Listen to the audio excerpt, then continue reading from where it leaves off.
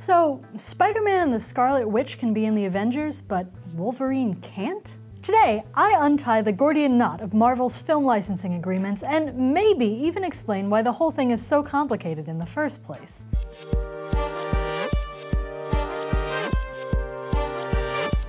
This is Issue at Hand, Polygon's show about the strange world of comics, and I'm your host, Susana Polo. And as somebody who follows superhero movies professionally, it's easy to forget that not every person has their fingers firmly on this pulse. Marvel's inconsistent film licensing is absolutely confusing, but it's the foundation of our current superhero movie ecosystem. Because a film genre that's defined by character crossovers has to be one that's defined by which characters can legally cross over with each other. You'll notice that this isn't a problem that DC Comics has with its film franchise. The story of Warner Bros. Entertainment and DC Comics' growth along with it is complicated and involves a lot of names.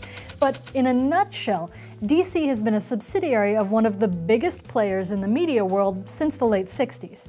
This has allowed a single movie studio to have control of the movie licensing of DC's characters. Marvel didn't find itself in that position until 2009, when it became a subsidiary of the Walt Disney Company. Making its own movies, instead of licensing its characters out to movie studios, is really only something Marvel's had the corporate wherewithal to do since the mid-2000s.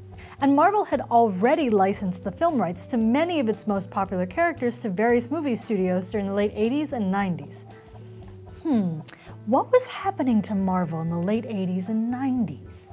Right, the speculator boom, a huge bubble in sales and visibility for comics based on a fever of belief that modern comics would become rare collector's items. This was followed by the speculator bust in 1993, which was one of the factors that led Marvel Comics to declare bankruptcy in 1996, a time when a company might be looking for the quick influx of cash that a licensed property could generate. Those licenses didn't start paying off cinematically until Blade, and then X-Men, and then by the time Spider-Man rolled around, we had what is now considered to be the birth of the modern superhero blockbuster trend. And that was all about half a decade before Marvel Studios announced its first independent feature film.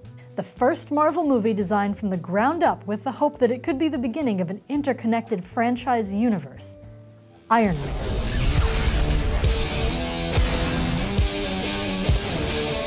At its simplest, Marvel's movie licensing breaks down in three divisions. Rights to film use of the X-Men and associated characters and the Fantastic Four and associated characters lie with 20th Century Fox. The rights to Spider-Man and his associated characters lie with Columbia Pictures, a subsidiary of Sony Pictures Entertainment.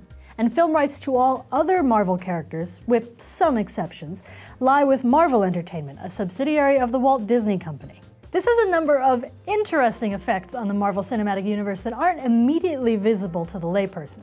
For one, the MCU is at a distinct disadvantage when it comes to Avengers-tier villains. Doctor Doom, Galactus, the Skrull Empire, a lot of the Marvel supervillains who are actually capable of threatening an entire world all on their lonesome are characters who originated as opponents of the Fantastic Four. Right now, the Marvel Cinematic Universe is putting all of its plot lines in Thanos' basket.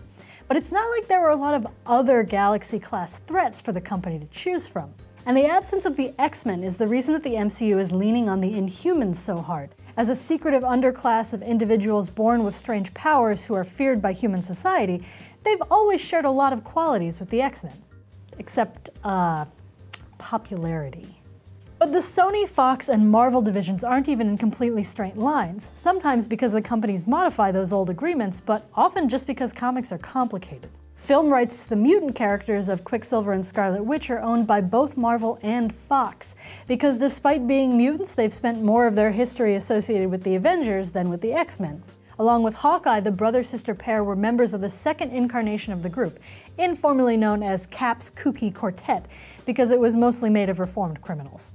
Namor, the Submariner, is another character whose ownership isn't well understood.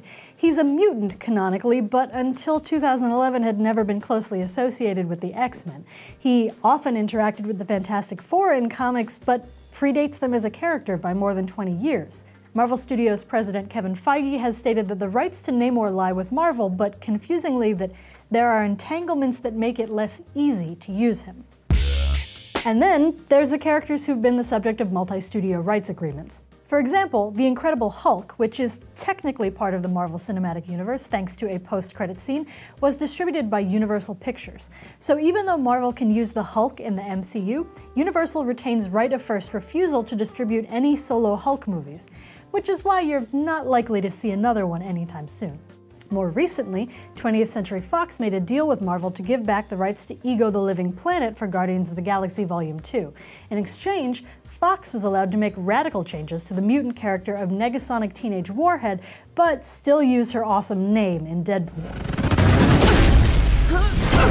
And most pertinently to this summer's blockbuster season, in 2015 Marvel and Sony signed a landmark deal to share the rights to Spider-Man.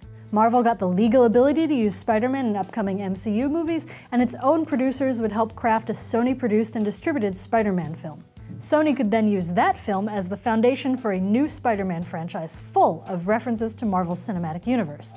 In essence, Marvel gets Spider-Man, and potentially his wider cast of characters, and Sony gets the huge fanbase and goodwill of the Marvel Cinematic Universe. Next time on Issue at Hand, Season 2 of Issue at Hand. The show will be going on a brief hiatus for the summer convention season. I'll miss you all very, very much, but we'll be back later this summer because comic books aren't going to stop being strange and I'm not going to stop explaining them. In the meantime, you can follow our comics coverage on Polygon.com and tell me things you want to know about comics. What are things that everybody else seems to know about comics but you don't? What has always been a barrier between you and reading comics? Put your questions in the comments or tweet them at me and it'll help me make Season 2 of Issue at Hand even better. Until then, I don't really have a sign-off. Have a great summer! Today, I almost said unite. Today, I almost said unite again. A time when larger media conglomerates. Why did I do that to myself? A time when larger media conglomerates. I think I fucked that up. Pretty sure I fucked that up. Why did I put that word in this script?